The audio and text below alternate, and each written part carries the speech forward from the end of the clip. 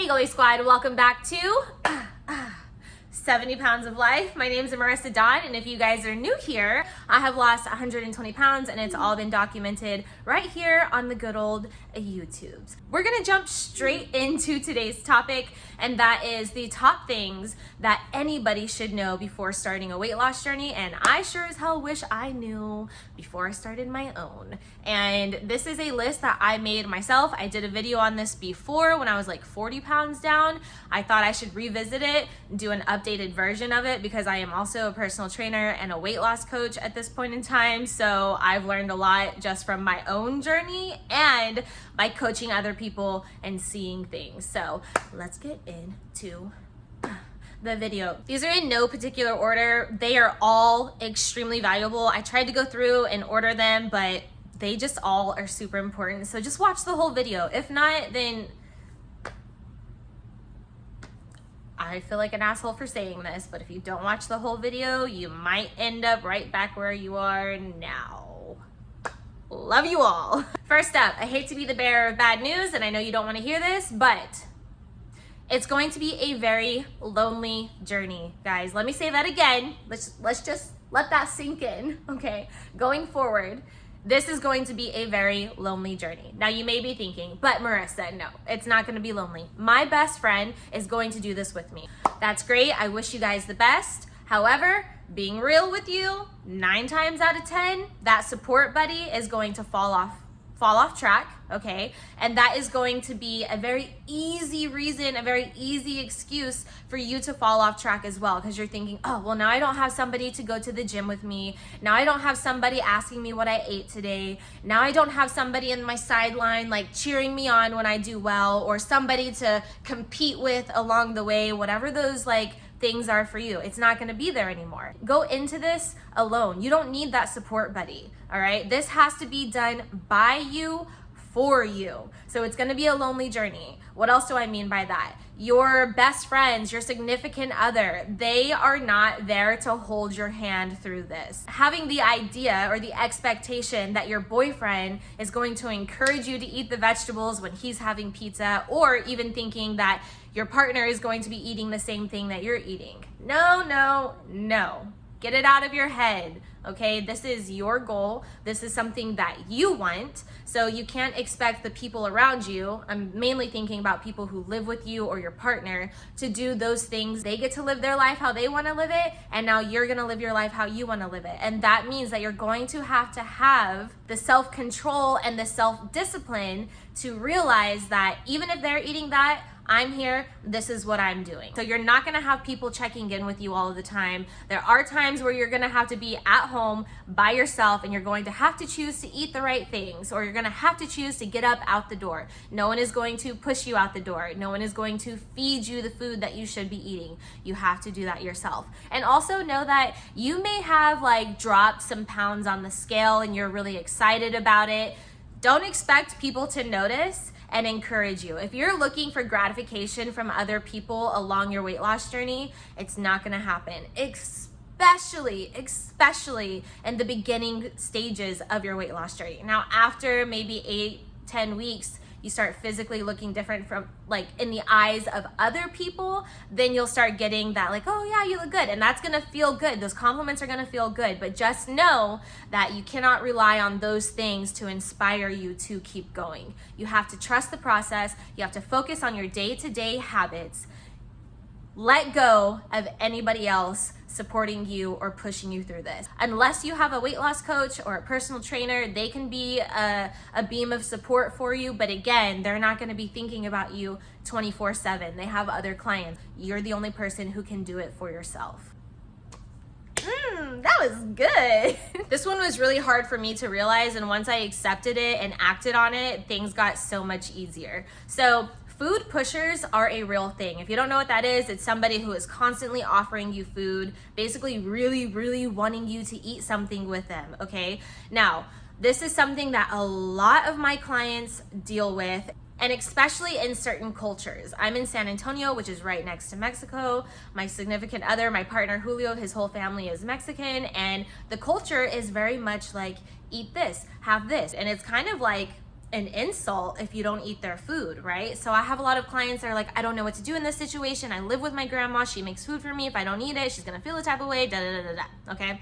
So for the culture side of things, have a conversation with these people. Let them know, hey, I love you so much. I love it when you make me food, but right now I'm just really trying to focus on my goals, and that food does not support my goals. Maybe I can have it like once a week. I'll have a meal that you make for me. But aside from that, please do not try and push this food on me. I love you so much. If you say it and you have the conversation coming from a loving place, then it should be not a big deal, right? Now, they may still offer you, but you don't have to say yes. And by you saying no, they should understand this is why she's saying no, or he is saying no. It's not because they don't like my food or they don't love me. Now on the other side, if you have a friend, right, and you guys are usually, your go-to thing to do together is eat, which is very normal. A lot of relationships revolve around food. A lot of like romantic relationships revolve around food, because what do you do when you first start dating? You get all fat and sassy and you go out and eat, right? No, we have to change that. Let your friend know, like, hey, I'm really on a health kick right now. So when we hang out, like, I'm gonna eat before we go, and then we can go and shop and hang out and then do something else. You know what I mean? Like, it doesn't have to involve food. Or you can go out to eat, but just get a healthy option. It's gonna take self-control. It's gonna take self-control. It's hard. And to be honest with you, in the first few weeks, I wouldn't recommend putting yourself in that type of a situation, because let's take a drug addict, for example.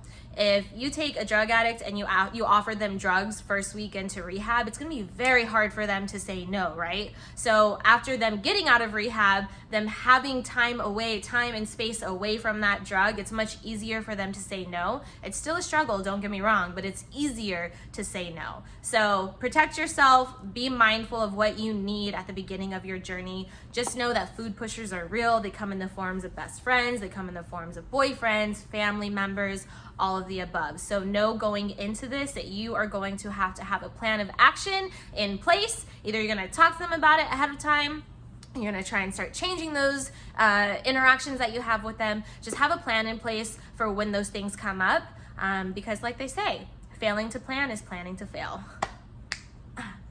Boom. Boom.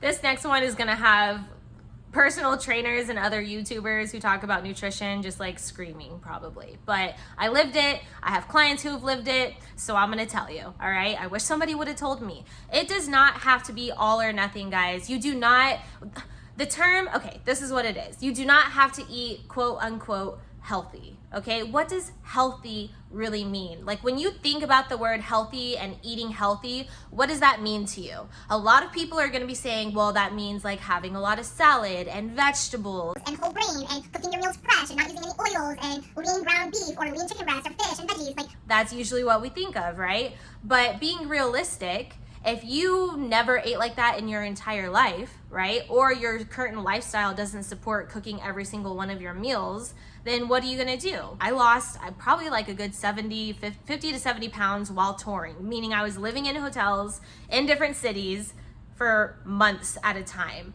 I will tell you, at least one, if not 3 meals a day were spent eating out. Now, from a nutritionist or somebody from the outside looking in, like, oh, that's not healthy, like you eat out all of the time. Yeah, you're right. It's probably not the healthiest way of doing it, but it's much healthier than what I was doing before, right? So if you have no choice other than to get something from fast food, because right now that's what your schedule allows and you weren't able to plan a little bit better, then go for the grilled chicken breast on a wheat bun with a side salad, right? There's always healthier options that you can choose. It doesn't have to be fish, tilapia, green beans, and salad all of the time. Also, when you're in the grocery store, you can grab things like chicken breasts that are already cooked but frozen. You can have that. There are certain things that you can do and you can have. Just think more about your serving sizes, okay? So if you're going out to eat, you're going out to eat with family and it's a pizza place. Well, have a big salad and then have a slice of pizza afterwards. That is much better than slamming half a pizza by yourself, right? So there's healthier options that aren't the quote unquote healthy way of doing things. Guys, check out these buff bunny leggings. Oh my god. This is not sponsored whatsoever. It's just so pretty. Oh my god, I got a cream.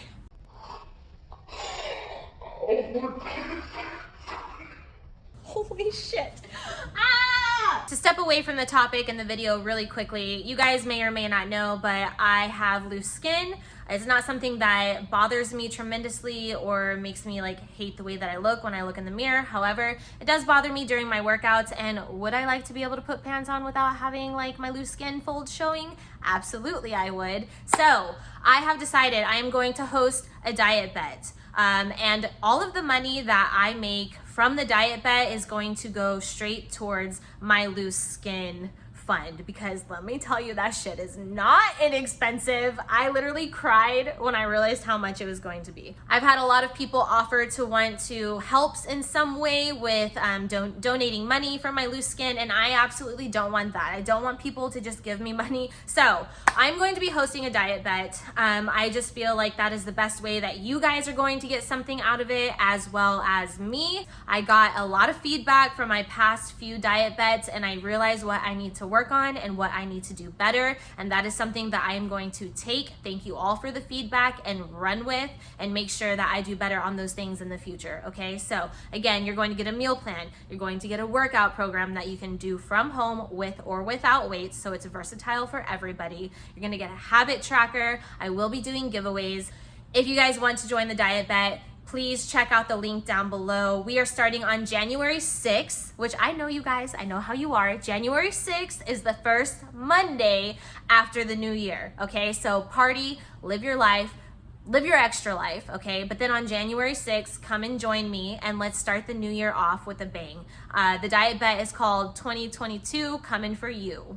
So cute, it rhymes, okay? So I'm excited about that. If you guys don't know what diet bet is, you're basically betting the bet, which this is important, you're betting $35 that you are going to lose 4% of your body weight in 4 weeks. If you do lose the weight, you get your money back, plus you split the pot that is left over with everyone else who also met their weight loss goals. And then I also do get a portion of that pot, which is going to be going straight to my loose skin surgery fund. Okay, so thanks for listening to that. Let's get right back to why you're here for the video. I'm gonna say this with a grain of salt. I believe I mentioned this in the first video like this that I did when I was 40 pounds down, but you don't have to exercise, okay? Take that with a grain of salt. If you're already down like 100 pounds and you're trying to lose a little bit more, or you're trying to tone up, that's not gonna happen without exercising, okay? So if you're going into this journey brand new, straight into it, and you have a lot of weight to lose,